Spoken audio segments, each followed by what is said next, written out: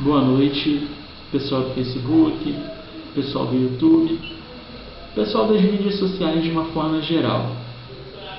Eu sou o professor de Física e Matemática Hugo Leonardo e eu tenho um canal no YouTube que eu criei há cerca de um ano atrás, mas que tinha caído no esquecimento.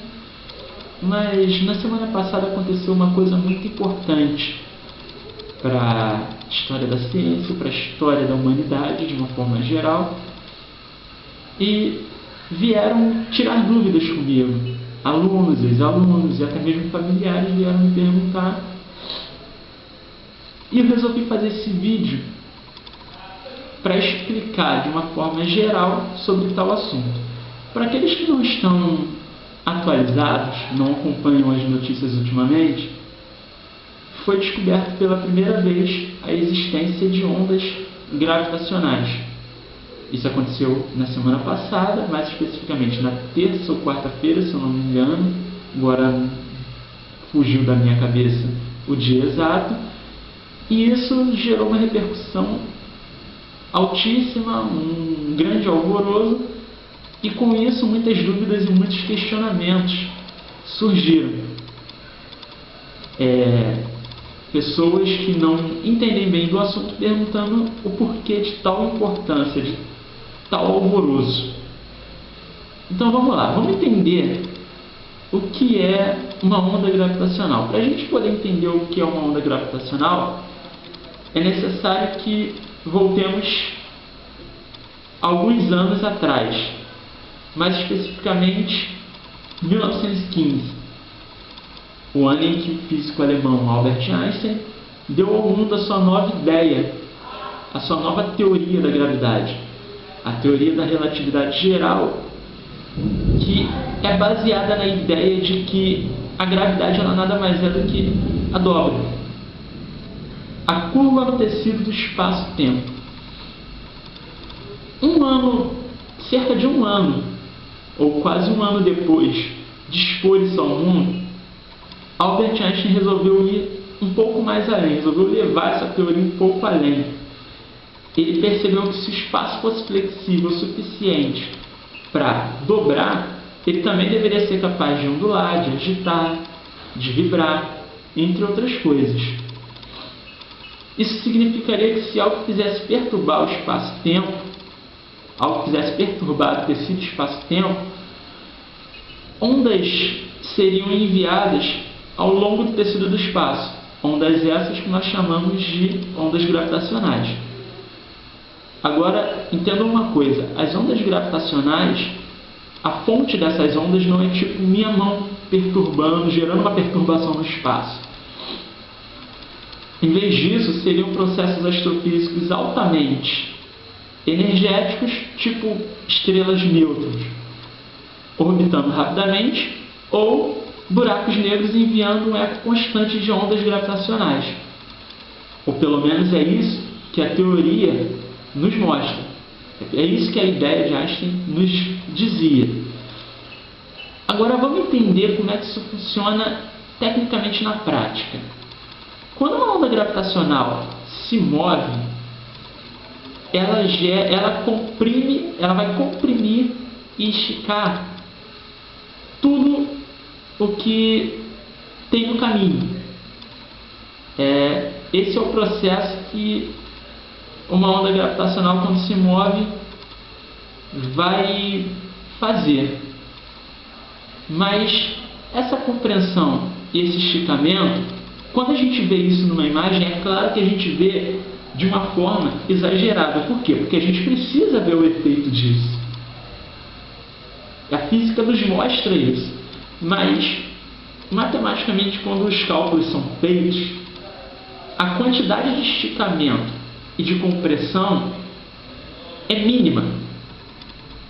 Mínima como uma mera fração do diâmetro de um átomo. Vamos botar a esse nível de exemplo.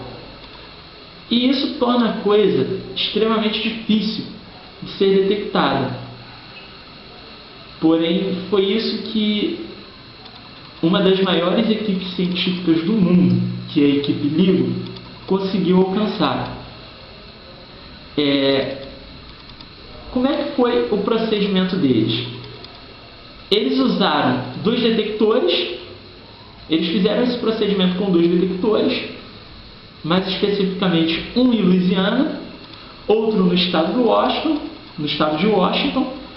E qual é a função desses detectores? Enviar feixes de laser ao longo de 2 túneis de 4 km.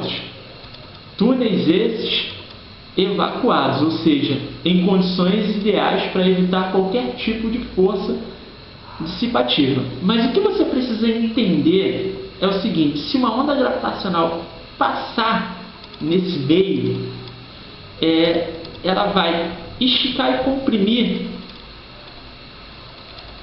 os braços desses detectores, esticar e comprimir.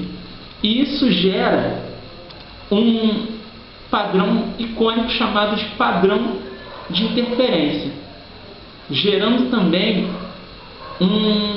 uma potência mensurável, uma potência considerável no padrão de interferência, fazendo esse padrão se deslocar. E foi isso exatamente que a equipe LIGO conseguiu observar, esse deslocamento do padrão de interferência.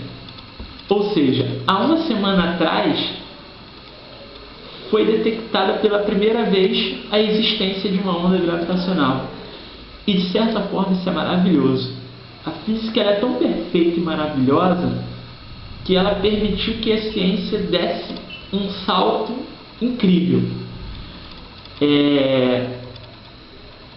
Isso vai ficar marcado na história da ciência como um momento crucial, por 2 motivos. Que isso era a última confirmação espetacular que faltava ser comprovada das ideias de Einstein, e segundo que por milênios a ciência ela explorou o universo por meio das ondas eletromagnéticas, que nada mais são do que ondas de luz.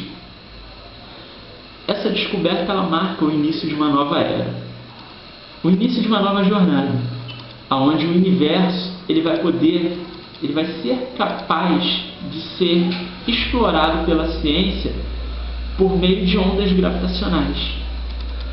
E isso, de certa forma, é maravilhoso, porque a onda gravitacional ela nos permite a dobra espacial, uma forma de propulsão mais rápida que a luz.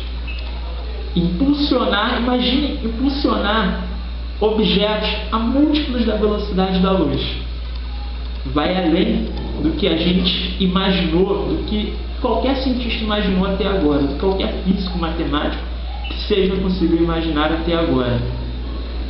Isso marca o início de uma nova jornada onde novas descobertas serão feitas, inovações maravilhosas,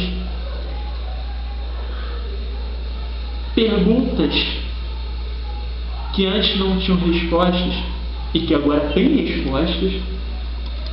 Enfim, muitas coisas incríveis que poderão vir a partir de agora.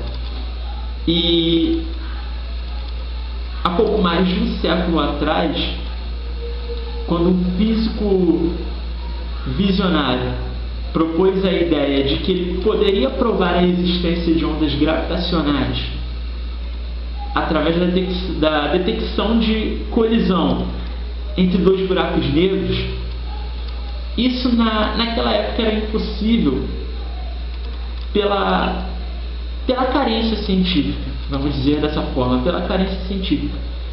Mas, mais especificamente há uma semana atrás, com a ciência avançada do jeito que está, nas mãos de físicos altamente pensantes do nosso século, o ponteiro do medidor finalmente tremeu, marcando uma nova era, uma nova jornada.